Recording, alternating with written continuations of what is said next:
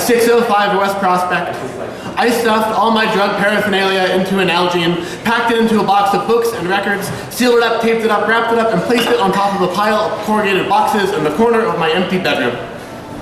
And then, let's say, I went on a bike ride. Let's say it is 3 a.m. Let's say that it is raining. Going nowhere in particular, no place in mind.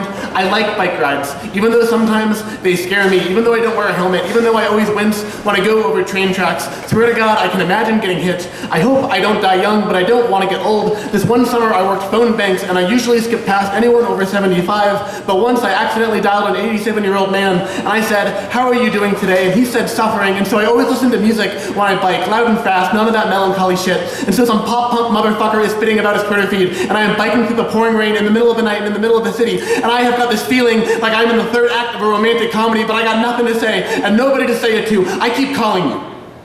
And I've memorized your voicemail message recording and internalized your careful tone, and I am so glad you got out of Colorado, but some nights I wish you never got out of my head, and some nights I wish I could get out of mine, and some nights I even miss the friends that I live with. The people closest to me are teachers.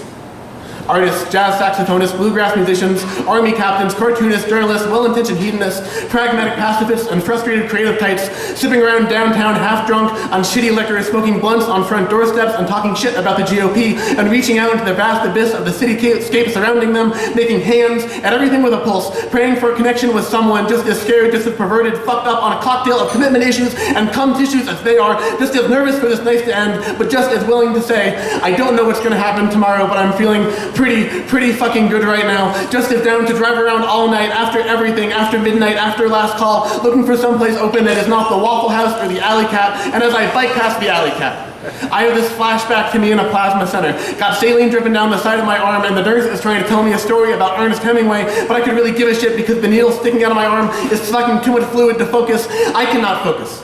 Heading down Laurel, but I can ride my bike without handlebars only for a second because I lack balance, not just physically, but spiritually, all day on Reddit, all day praying, but that one moment. Both hands on the bars, the wind against my face, hair slicked back with rainfall, and going by everything that came before.